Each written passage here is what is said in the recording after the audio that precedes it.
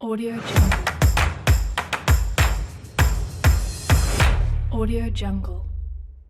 Kemudian literasi digital kita tahu yaitu yang pertama kecepatan. Mahasiswa kita harus kita ajari masalah kecepatan. Kecepatan berpikir, kecepatan bertindak, kecepatan memproduk, dan seterusnya.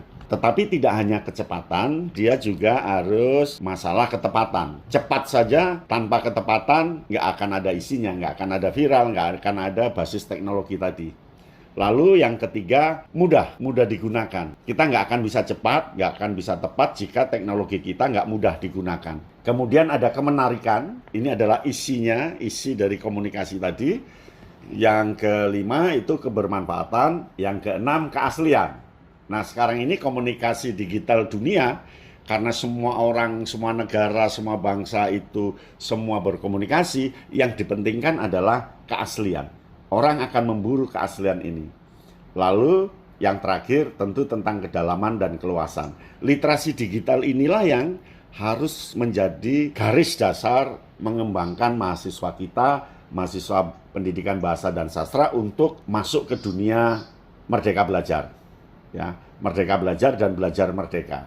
Kemudian ada pola di sini, ada pola data. Jadi ingat bahwa kita itu dan semuanya datanya sudah tersimpan di big data sana. Ya, big data itu ya di pusat-pusat data yang entah sekian ribu byte ya tersimpan di sana.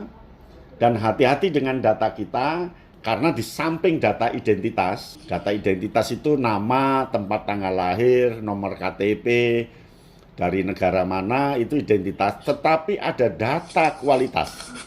Ucapan kita, kalimat yang kita tulis, kemudian makalah yang kita tulis, jurnal yang kita tulis, itu semua big data yang diakses oleh semua orang untuk bahan penyimpulan-penyimpulan. Dari data yang besar itu ternyata ada polanya. Dan pola-pola itulah yang namanya logika komputasi. Ada polanya dan pola itu melahirkan rumus. Jadi sebenarnya ketika kita masuk ke dunia digital, kita ini masuk ke dunia rumus. Dunia rumus yang sudah diciptakan oleh orang lain dan tentu kita juga akan menciptakan rumus baru. Rumus itu ternyata hanya dua, angka dan kata.